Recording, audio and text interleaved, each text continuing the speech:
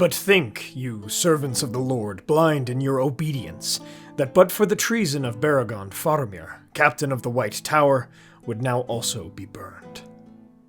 Hey everyone, Yoiston here, and I hope you all are doing well, wherever you are in Middle-earth. Today we'll be looking at a character who simultaneously greatly changed the plot and was not included in Peter Jackson's movies. One whose loyalty caused him to commit betrayal, a very interesting and complicated man in Tolkien's works. Related sources, artists, videos, and more can be found in the description, so please check those out, my friends. Thank you all so much for joining me today. Let's begin our tale. Beregond, meaning Bold Stone in Sindarin, was a simple man of Gondor during the late Third Age.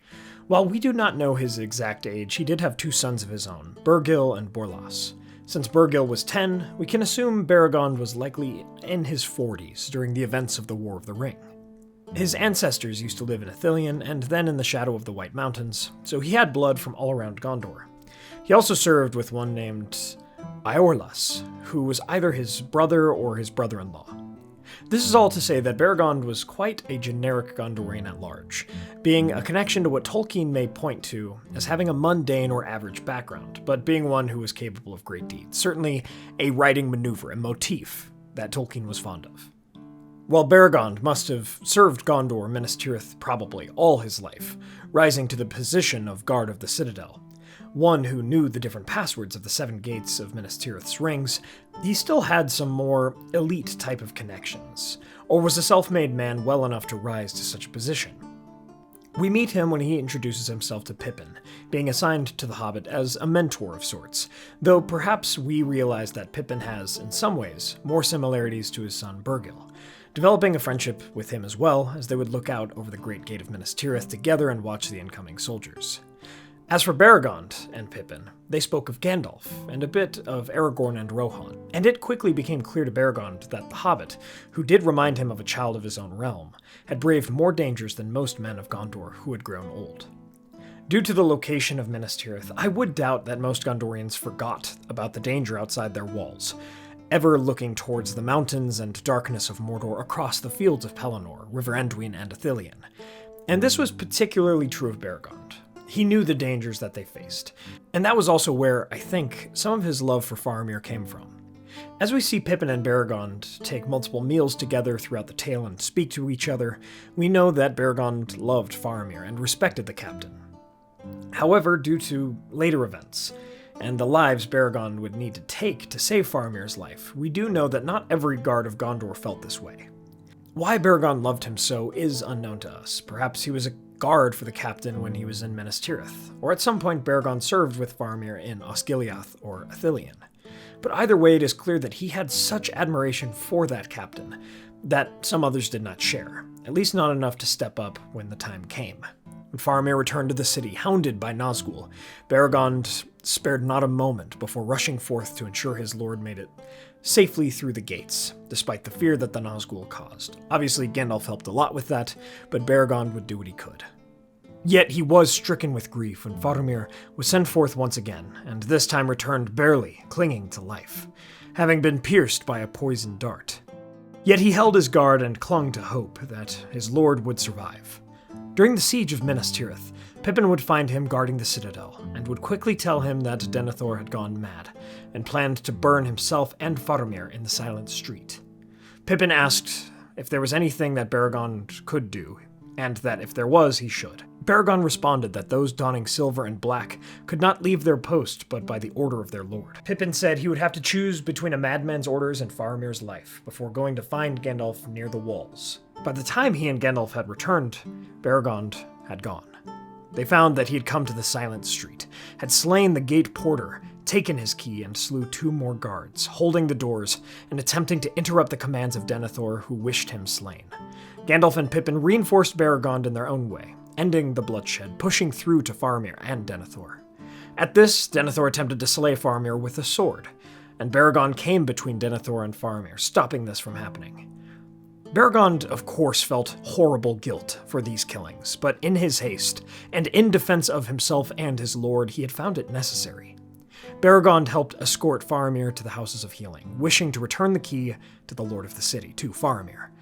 But it was actually Prince Imrahil who was the acting lord of the city, as Faramir was in the condition he was in. Gandalf took it in his stead, wishing for Beregond, in his guilt, to go to his commander and relay what had happened, and ask to guard Faramir, for that was something Beregond would be good at doing. And this was carried out. Beregond would stand watch over Faramir until Aragorn healed him, and he was on the mend. Then the former guard of the Citadel would go out with the host of the West, through Osgiliath and into Ithilien, to the Black Gate of Mordor and the Morannon. He served under Prince Imrahil during the Battle of the Black Gate, expecting, like many others there, to be slain. During the battle, Beregond fought side by side with another former guard of the Citadel, Pippin, and a lucky thing too, for when a troll chief attacked and stunned Beregond, Pippin slew the troll, saving the man from his death. The troll fell upon Pippin, and it would be hewed by the axe of Gimli to save the hobbit. Beregond survived the battle, but his doom truly lay in the hands of King Elisar, for after the coronation of the king, one of his first acts would be in addressing the deeds of Beregond. For leaving his post and spilling the blood of his brothers at arms in the hallowed land of the Silent Street, the penalty would normally be death. Yet, he did this for no other reason than for the love he bore for Faramir. Thus he was dismissed from the guard and exiled from Minas Tirith, but he would become the new captain of the White Company, designed to accompany and guard Faramir, the new steward of the kingdom. He felt shame still, but saw the mercy of King Elisar. Beregond, the captain of the White Company, would move his family and guard out with Faramir and Lady Eowyn to the hills of Emin Arnon in Ithilien to live out their days. And so in the early Fourth Age, Beregond's grandson, Baralok, would come to play a role in the tale that almost was The New Shadow, Tolkien's unfinished story. And so, my friends, in the hills of Emin Arnon, we come to the end of our tale about Beregond of the Guard, a loyal friend and a traitor also. Yet he was a traitor to those who failed to act morally, so he had to do what he thought was right. From the tale of Beregond, we see, perhaps more than almost any other character, just how good and evil are so intertwined at times, unfortunately. For Beregond only wanted to do what was right. Thank you all so much for watching. Let me know your thoughts on this tale in the comments below. If you enjoyed it, hit that like button and share this. It really helps out the video a lot. What do you all think? Was Beregond justified in his deeds?